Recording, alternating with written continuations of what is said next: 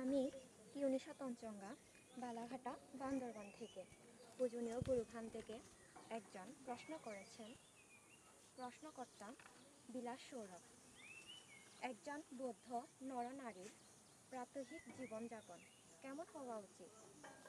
ব্যবসা বাণিজ্য বা চাকরি বাকরি সব ঠিকঠাক রেখে, আয় উপার্জন ঠিক রেখে সম্পূর্ণরূপে ধর্মত কিভাবে জীবনযাপন করা উচিত? বিলাস সৌরভ তিনি প্রশ্ন করেছেন, একজন বৌদ্ধ নরনারীর প্রাত্যহিক জীবনযাপন কেমন হওয়া উচিত।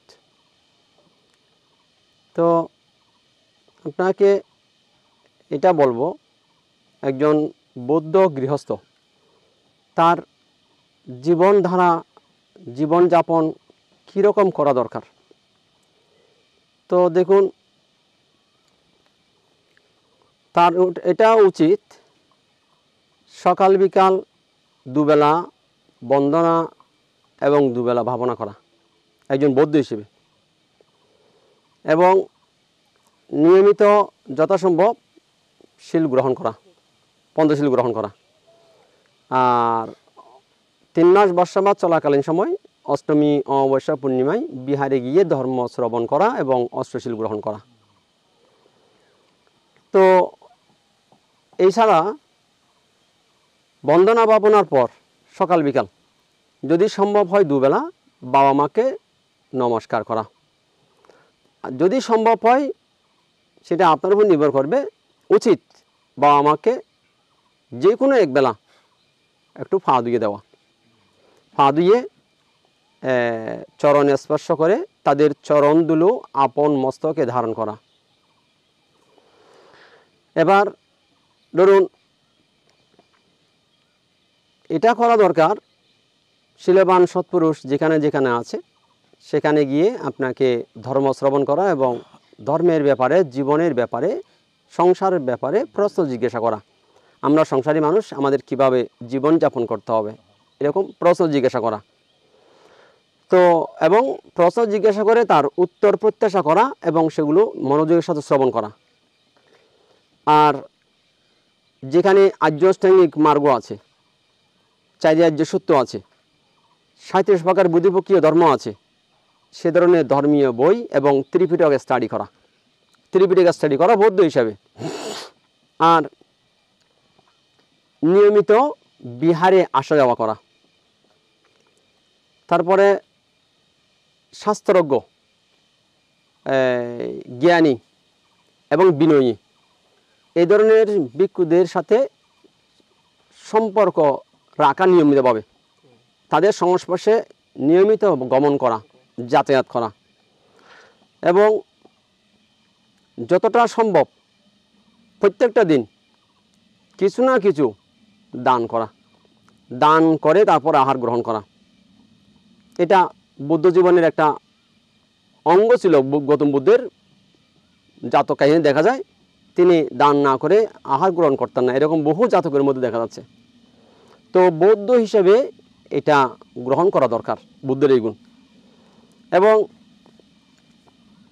আপনি যে কোনো চাকরি করুন, যে চাকরি পাপজনক নয়, কারণ পরিবার পরিজন নির্বাহ করতে হবে, সংসার এটাকে আপনাকে নির্বাহ করতে হবে।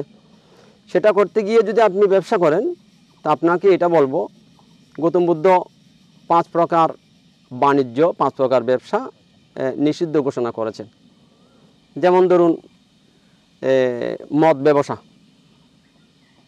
বিষ ব্যবসা, অস্ত্র ব্যবসা, প্রাণী ব্যবসা আর মাংস ব্যবসা। এই 5 বাণিজ্য বুদ্ধ নিষিদ্ধ ঘোষণা করেছেন। আপনি বলতে পারেন, এই 5 প্রকার বাণিজ্য বুদ্ধ কেন নিষিদ্ধ ঘোষণা করেছেন?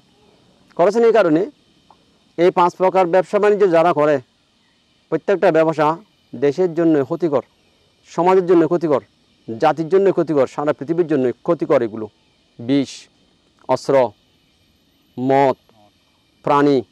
কারণ যারা প্রাণী বাণিজ্য করে, বিষ, অস্ত্র, মদ, এই 3টা সারা পৃথিবীর জন্য মারাত্মক ক্ষতিকর। আর এবার যদি বলেন প্রাণী বাণিজ্য, এটা আপনার জন্য মারাত্মক ক্ষতিকর। কেন? প্রাণী বাণিজ্য যদি আপনি করতে যান, আপনি আস্তে আস্তে দুঃখ থেকে হয়তো টাকা পয়সা করতে পারবেন, গাড়ি টাড়ি করতে পারবেন, কিন্তু আপনি দুঃখ থেকে মুক্ত হওয়ার রাস্তা আস্তে আস্তে বন্ধ হয়ে যাবে।